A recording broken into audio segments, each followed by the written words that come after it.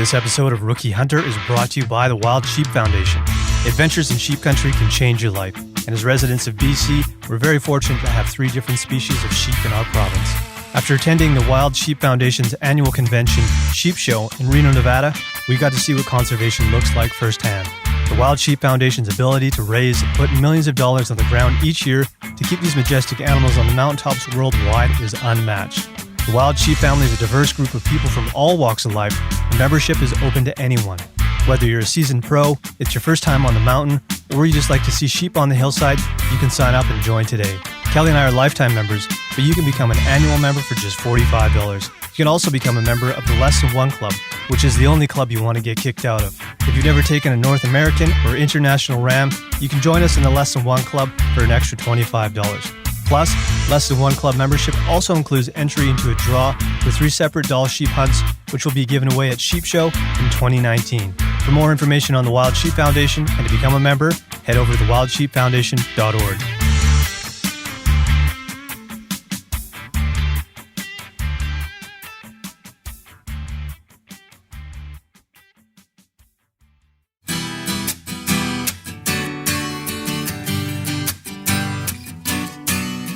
Hey guys, gals, welcome to episode 91, Rookie Hunter.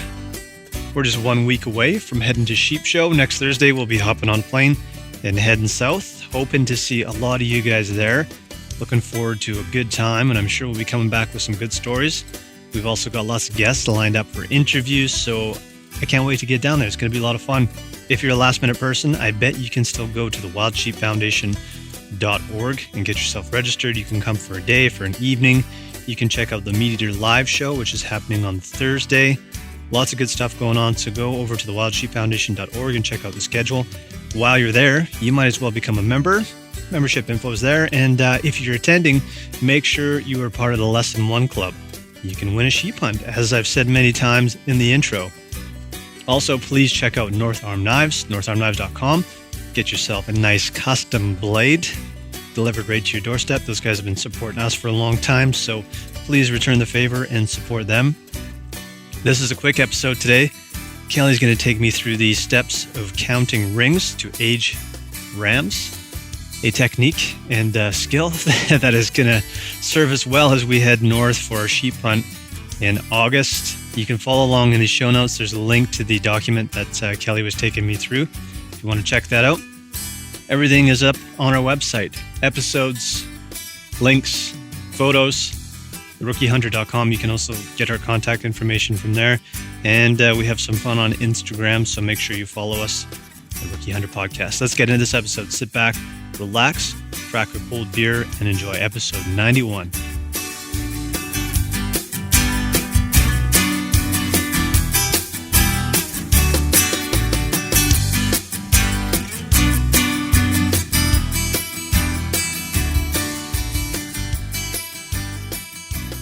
Norris, how you doing, buddy?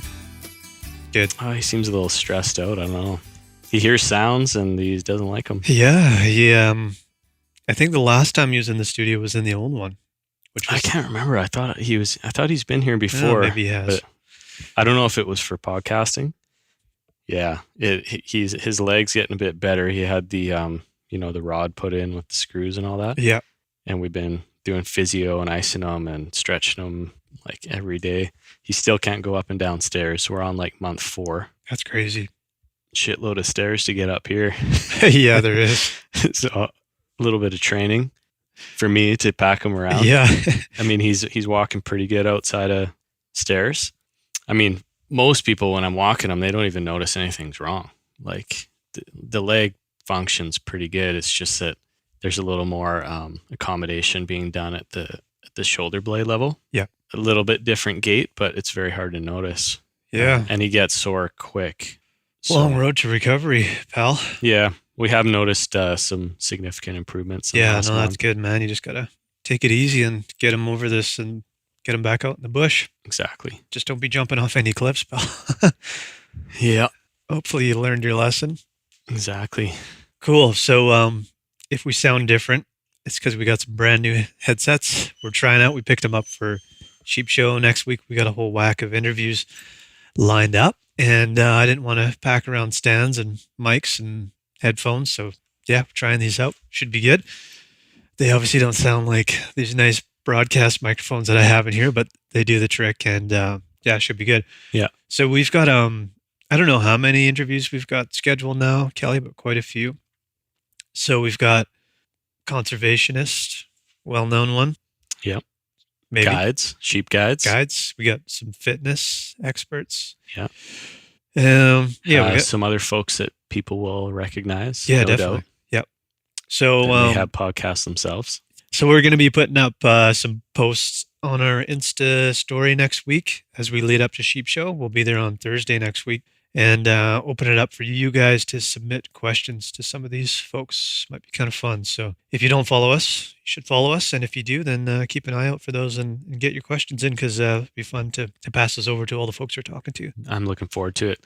It's crazy that how many days now? A week, basically. Yeah. Including the weekend. And then we'll be on a flight to Reno again. So I think it kind of, as we get closer and closer to this, because we have our like day jobs and normal lives and everything going on too. And then you kind of look at each other. It's like, oh man, we got, 5 days left. Yeah, it's crazy. And we'll be on the road. So it's cool. I think this one will be a lot of fun, even more fun than the last one. Yeah, I think so. And, they refer to the sheep family. Gray often, would say, welcome to the sheep family, and once you're in it, there's no turning back. And we're kind of like, yeah, whatever, everyone seems nice around here. But within a year's amount of time, the amount of people that we've met. So we went there last year just knowing a few guys, right? Now we're going there this year knowing a ton of folks. And it's a pretty tight family, like they said. So I kind of get why they say that now, and pretty excited to go down and meet up with some people again, some folks we haven't seen in a while. And yeah, you're going to be doing the backpack race. I'm looking forward to that. Yeah, we'll see how that goes. It's also cool because sometimes you don't know who you're going to meet too. True, because the last time we went, we met Josh Skeens, who owns a restaurant in San Francisco. Yeah, it's a Michelin star. I don't know how many star, but pretty well-known restaurant. So hung out with him for a bit, and stuff like that where you never would expect to learn or hang out with some of those people, right? Yeah, so it's cool. Should be fun. Kelly, how's the fitness side of things going? It's going pretty good. I'm still on the rower almost every day. I really, I'm really happy about that purchase. It's one of those things where most of us, when we think about cardio machines, it's kind of like, I don't know. I know the history of them. They end up in a closet. Yeah. Should I even bother? And what's the right one? Is it treadmill? Is it this? Like rower, that seems way out in left field. Yeah. And since I've been using this thing, I'm just obsessed with it. Like I love going downstairs and doing it. Nice. I love putting a podcast or music on. And I've been doing like interval type days, or a short day. So maybe it's a 2,000 meter, like anaerobic, like very hardcore heart rate. And then maybe I'll do like 10,000 K a few times a week, supplemented by a few short interval, like hard, high heart rate type exercise. So it's cool. Heart rate monitor, and yeah, it's working out. Nice. And I find that it really does work your legs, back. It's definitely hitting some of the key areas for hiking. Great.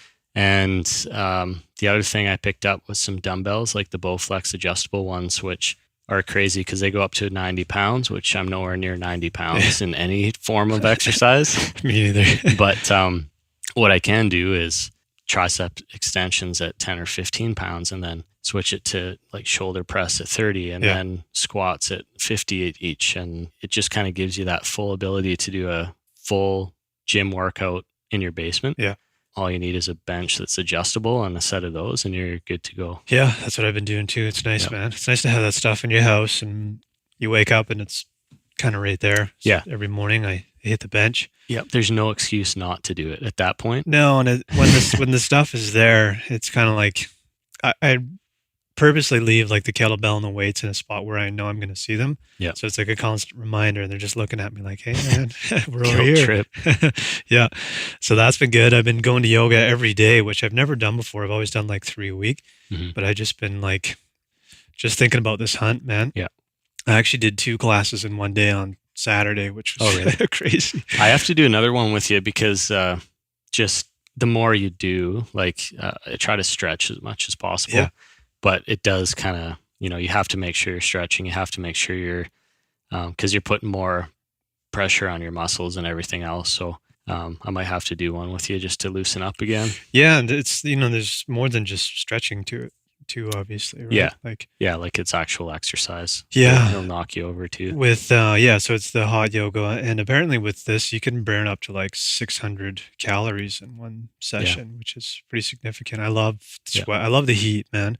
And it's not for everybody, but you're just dripping buckets of sweat, so it feels good. And the other thing, it's been nice here. We're lucky because anybody east of British Columbia is getting slammed with like ridiculously cold weather right now, so I'm not gonna complain. Mm-hmm. But it's been warm enough in the day where the snow that's piled up next to the sidewalks and stuff will melt, and then it cools off to below zero overnight, or like in the evening. So around this time, it's starting to freeze up.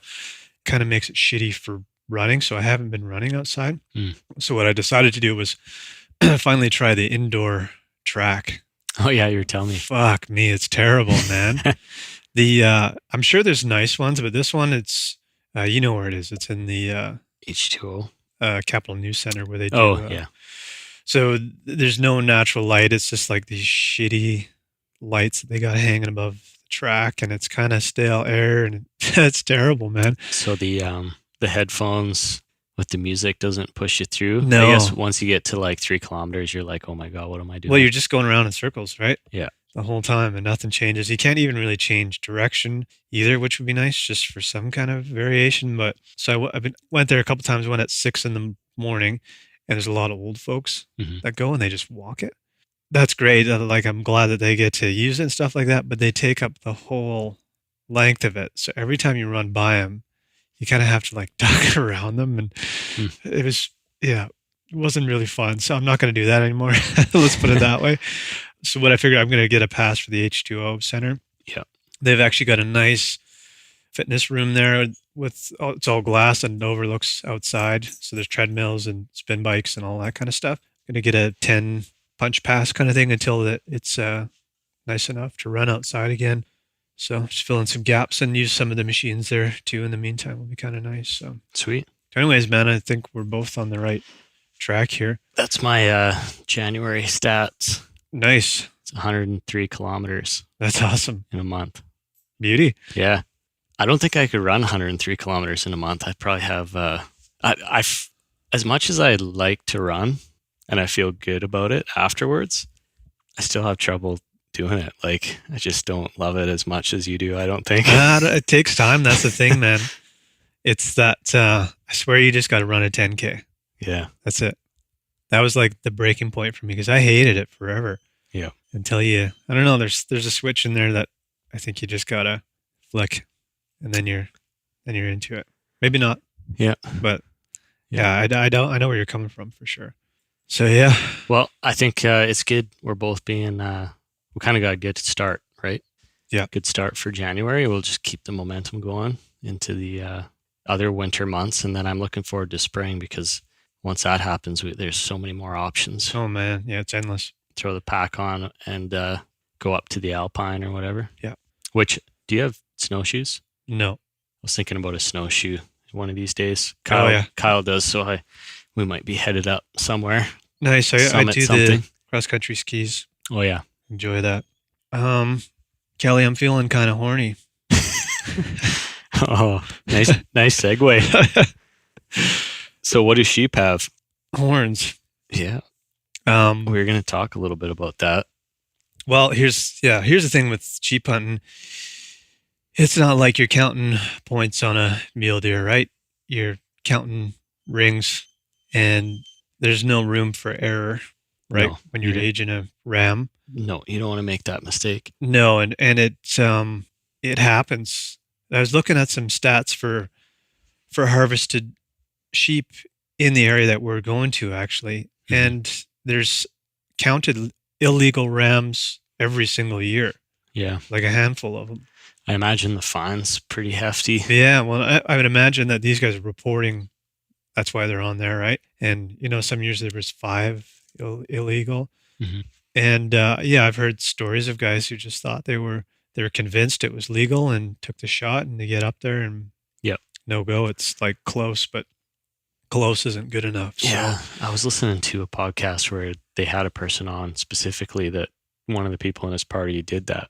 And it was in Alaska, and they've gone since, but yeah, they just said it was an absolutely devastating. I can only person imagine. had a court date. They had to go to court, and yeah, it's just, you don't want to be in that situation. So one of the lessons they took from it was, if you have to talk yourself into taking the shot, then, don't even bother, unless you can, maybe spend some more time and get closer, do what you have to do to confirm it. But don't take the shot if you're trying to talk yourself into it and you're not sure, right? Yeah.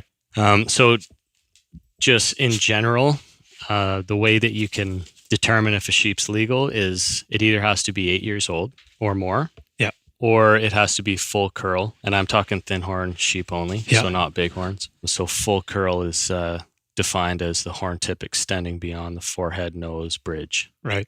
So those are the two options. And in talking to a number of folks, maybe harder to find the second option, like a full curl where it extends past that bridge.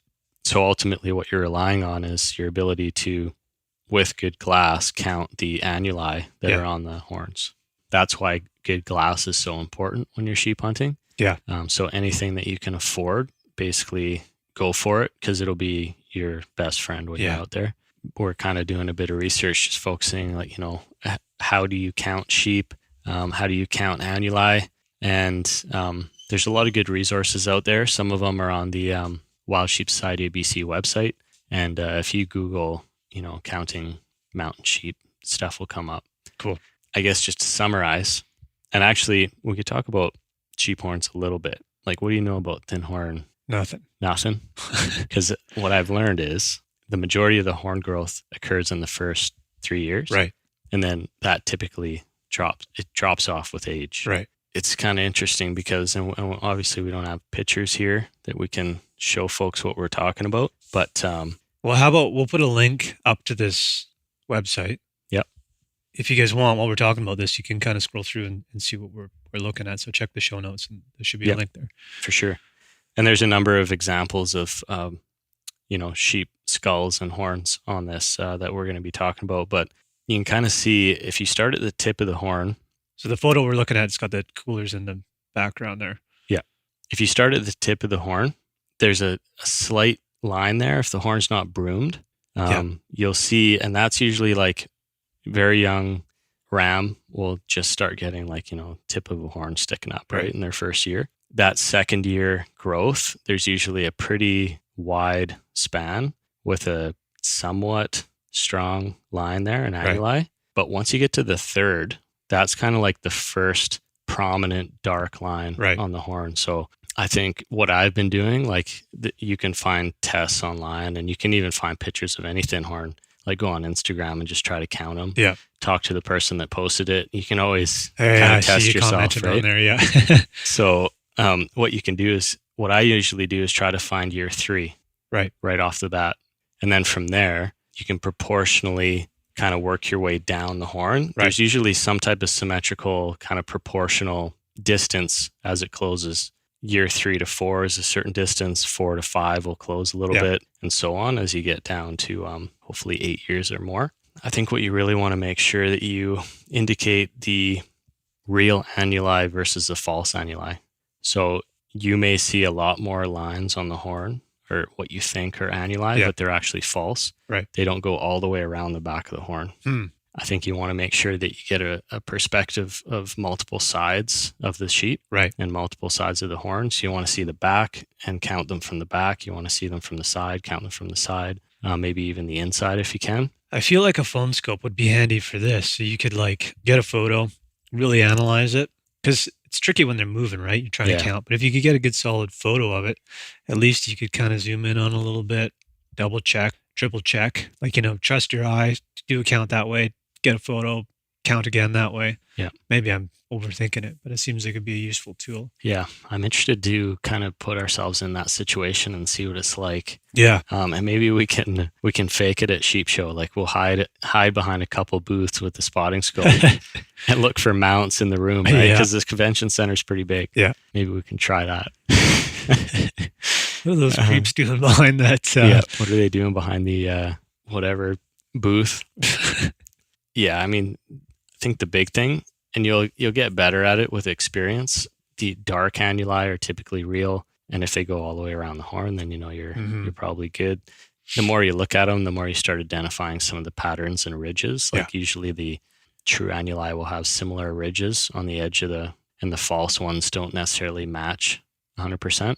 And I think you also want to be allowing for a little bit of error, right? Like if you're looking at a sheep and you're counting it at 10, 11, 12 years old, then you could probably safely age it at 10 and you're good to go. Yeah, but if you're thinking like, it's either 7 or 8, a little risky. Yeah. The other thing, that last annuli that you'll count, you can see as it gets close to the base of the skull, you can see the lines scrunch up here. Yeah. That last line, like let's say it's 9 years old. Yeah.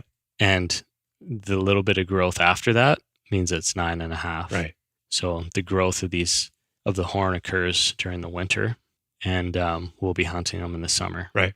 So whatever we kill will be this plus half a year kind of thing. Cool. Yeah, I got to do my homework. The cool thing about the sheep horn or any horn, because they don't shed them all the time, is it's kind of a representation of what environment they were a part of. Like, did they have bad winters? Right. Were there good winters? Did they struggle through certain things? It's almost like wine, right? Like wine tells a story. I kind of feel like these horns tell a story too. Different geographic locations, they can probably tell why certain sheep are doing better than others just based on some of that analysis, right? And looking back at weather records and all that kind of stuff. Yeah, pretty cool. So it is pretty cool. Yeah, pretty much like a tree. Yeah, exactly. Yeah. They have a couple points. So a couple things to consider when you're assessing the age and clues to whether or not the ram is young or possibly not legal. So large spacing between annuli near the base. So if it gets scrunchy, then there's a lot of years getting stacked up on top of each other. If not, you might be looking at a young ram. Smooth horns, especially around the bases, smooth or skinny. Lots of dark horn near the base. So black horn generally indicates current years of growth, not full curl. And the nose does not have the rounded or Roman nose appearance. So when I read that, I kind of thought of your mule deer actually. Right. Because I don't know if it was just the photo you took or if that deer just had a big schnoz. But yeah, I think the older the sheep gets, it kind of has that rounded Roman nose look, right? So much like humans get the big old nose. Yeah. It seems to keep growing. Yeah. And we talked to certain folks like Chris Barker and folks that, are involved with sheep and sheep hunting. And they said, I remember Chris saying, if the horns are bigger than your biceps, like bigger than your arm, it's probably one you want to look at further. Right. So you can kind of, the more experience you get, you can kind of see which ones are the crankers. And well, for us, it'll be most of them. Yeah. Yeah. Depends if you got skinny arms or not. But I don't think it takes too long. Like, I don't think it's something that is worrying me too much about sheep hunting. It's just a matter of doing a little homework up front and then making sure that you're confident with your assessment right before you pull a trigger. I'd rather go up, have fun. If we can't confirm something without spooking it, then so be it. Rather play it safe. Definitely, man. Yeah, I think it's one of those things you can kind of overthink it when you're not sure about it. Much like I know rookie hunters will, trying to identify a whitetail from a mule deer can be sort of intimidating when you don't really know, right? But you get to a certain point where there's no question what it is, right? Exactly. So, and that wasn't that far ago, right? Like, I remember just when we were getting our hunting licenses, I'm like, what if we can't figure out if it's a whitetail or a muley? And now it's just like, you blink once and you know the answer. So yeah, exactly. I can't wait till we're looking through some glass at some critters. Yeah. Anything else you want to cover in there? No, I think the key is we'll put the links up, and it's probably best if guys have a look for themselves. And also, if anyone else has any questions or tips or anything like that, just reach out to us. For sure. I've got a good photo of the world record ram replica that was at Jurassic Classic there. So I can always post that one up too. The other thing that I'm curious about, and I haven't really looked into, is whether the same applies to bighorn rams, like if their annuli grow in the same way. I assume they do, but maybe we'll get some feedback on that too. Yeah, for sure. Update on the caribou. Okay. So we've talked about these guys a few times. The two remaining herds in southern BC, and these are the ones that crossed over into the U.S. So these are the last remaining caribou in the lower 48. As they capture them, it's going to mean that they're technically extinct from the lower 48, which is pretty crazy. So what they're trying to do is capture. I think they had collared the last remaining 7 from these two herds. So just as a refresher, it was the Selkirk and Purcell herds. And I think in total between the two herds, there's only 7 left. And I think they lost one of them to a cougar. So I think there's 6 left last time I checked in. So they've actually managed to capture 3 of them. I'm not sure from which herd. There's actually 2 bulls that they almost captured from the Purcell mountain range that were meant to be transferred as well. But I think they're doing this from a helicopter and they're using nets. So it's a pretty tricky thing because now they're working with deep snow. And I think that's what they're waiting for. This is the best time to get them. But these bulls were hiding out in the snow and they couldn't get to them. So they've got 3. There must still be 3 left. There's probably 1 left from the other herd and 2 in this one. You following me? Mm-hmm. Makes sense?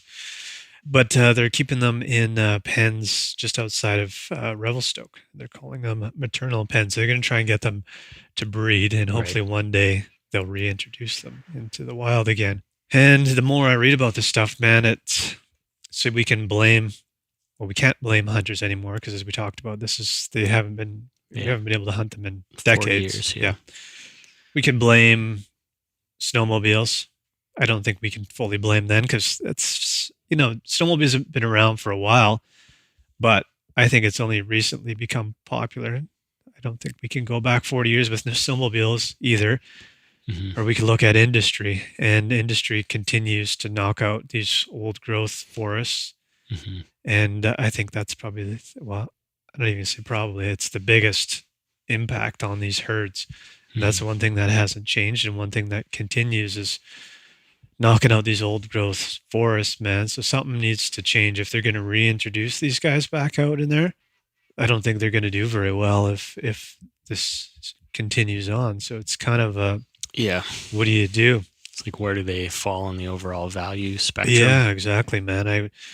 It's so hard with industry because it's a short-term gain, right? Yeah.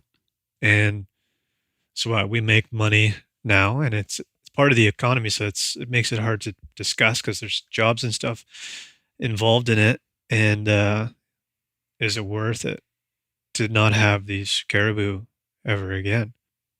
Yeah, it's a difficult topic for sure. So some guys from the Kootenays, they actually made a documentary called "The Last Stand: The Vanishing Caribou Rainforest." And I heard this, one of the guys on CBC Radio talking about this. He's touring around BC, just talking about what's going on and kind of what needs to change. The guys that are doing it, I'm going to butcher their names. Colin Ersman, he's a director. David Moskowitz, producer. Kim Shelton is the associate producer. And Marcus Rainerson, he's the associate producer. I'm going to play the trailer because I think it's kind of cool. For sure. What this land here means to us, it's very sacred. We were put here to take care of it. That's what we were told by Quiskanapica, the creator.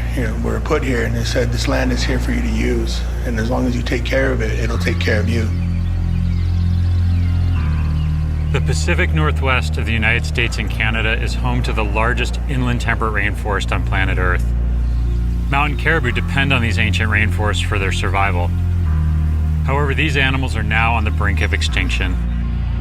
drastically reduced from their historic numbers. Less than 1,500 mountain caribou remain. The last herd of mountain caribou in the continental United States is down to just a dozen animals. It's a pretty widely accepted thing. As we lose old-growth forests, we lose caribou. Mountain caribou basically play the role of the canary in the coal mine. They're a sign that the ecosystem is beginning to break down. Just about wherever else these inland rainforests exist, people have cut them down long ago. This one we're just getting to now.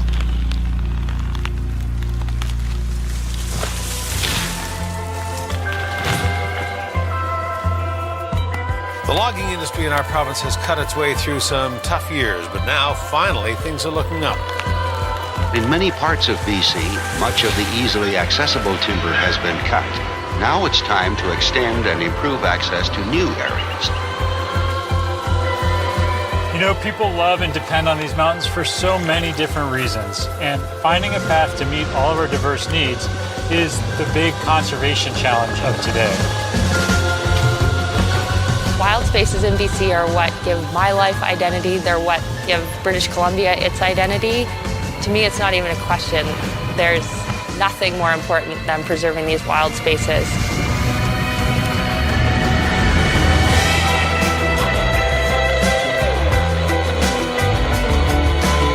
Without the animals and without the trees and the forests, like our culture wouldn't survive. All animals, like not only caribou, are part of our makeup.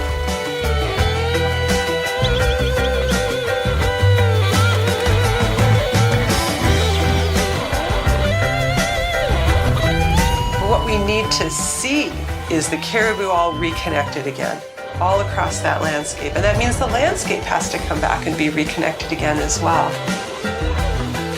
Will we see that in our lifetimes? Not mine, but somebody's, if we want it bad enough. Yeah, anyways, there it is. CaribouRainforest.org is their website. If you guys want to check out you can get the full film there. I'm yet to see it, but I would like to talk to some of these guys and get some information from them with the caribou as our logo. I don't think we've done a good enough job of following up on these guys and doing our part to make sure they stick around. So anyways, check that out. I think it's only $12. Cool.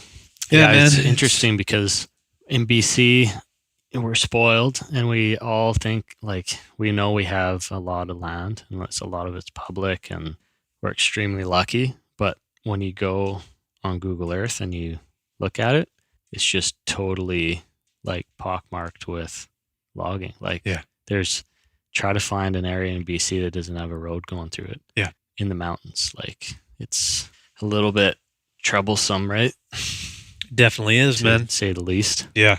Yeah, I don't know if we just need more protected areas, if we need to deactivate all these old roads.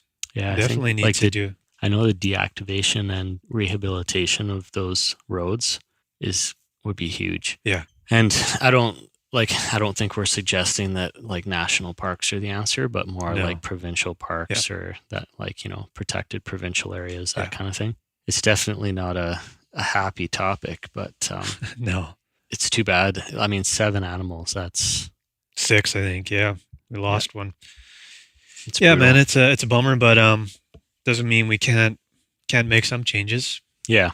And we've mentioned before, it's kind of like, are some animals just destined to not be able to, they're not compatible, right, with just the direction of everything. Yeah. Which it wouldn't be the first time, but at the same time, it's like, well, are they in this situation in the first place? And what could we have done differently, I guess? Whatever happens, I think we need to learn from it as a society and as a culture, right? I hope so. It's nice people are trying to fix that situation in there. It's a lot of work to capture them and to do all that. That's a ton, man. Yeah. I think it feels like it's kind of too late a little bit. Yeah. I'm not trying to discredit their work, but it's like, I don't know, it just wasn't the funding, I'm assuming, to help these guys out sooner or make any changes. And it's been a 40-year decline. So here we are. Yeah. And that's a similar thread too, right? It's like funding and where that sits with our governments. And we hear Jesse talk about it all the time is like the amount of money getting put towards wildlife management has either stayed the same or has decreased over the last like 20 or 30 years. Yeah. So it's definitely not high on the value system in that arena. No. And then we end up with this kind of thing. Yeah, so that's the update on that. Yeah. Ooh, we'll line those guys up. I got to let them know that we're going to play the audio on here anyway, so be a good way to reach out. Yep. Anything else to end on? No, I don't think so, man. I think a lot of it's just prep for the sheep show in a week. Mm-hmm. And I'm excited because we're going to have a lot of good content coming for folks, a lot of good resources and interviews coming. Yeah. So the year of the sheep. The year of the sheep. That's catching on, by the way. Yeah. It's actually the year of the pig. The pig, yeah. So a little confusing. But hey, for us, it's the year of the sheep. Yeah. And it was kind of the year of the pig too. It was. Because we butchered our own pig, so. Oh, you know what I did? I ground up some of that pig with some venison. It was delicious. I made burgers with it last night. Nice. Yeah. I hadn't done that in a while, venison burgers, so that was a nice addition to the menu. Cool. Rotation, yeah. I thought about the bear sausage today, and I was like, oh, I'm going to cook up some smokies, and then I thought, oh no, I have to save these for the sheep hunt. Yeah. So I'll look and see how many packs I have. I think I've got 2. You have 2 packs? Actually, no, I've only got 1. Oh, sure. Yeah. No, I got 2. See what happens. Yeah. Cool, man. Well, I guess we'll get a podcast up next week before we go. And in the months to come, I think what you're going to hear is a mix of probably 2 of you and I in the studio or outdoors or whatever, and a couple of interviews. So that's going to keep us going for a while here, which should be kind of cool. And again, it's going to be very sheep focused from here on out in a lot of ways. But also very fitness focused. Yeah, exactly. All part of it. So cool. Right on. Well, we'll see you all next week. Yeah, we'll see you soon and from Nevada. Yeah. Cheers. This episode of Rookie Hunter was also brought to you by North Arm Knives. North Arm Knives are handcrafted and sold directly through a father and son team right here in British Columbia. Choose from a selection of outdoor knives, kitchen knives, and custom engravings from NorthArmKnives.com. They ship internationally and guarantee all of their work. Kelly and I have put their products to the ultimate test and give them our stamp of approval. Head over to NorthArmKnives.com.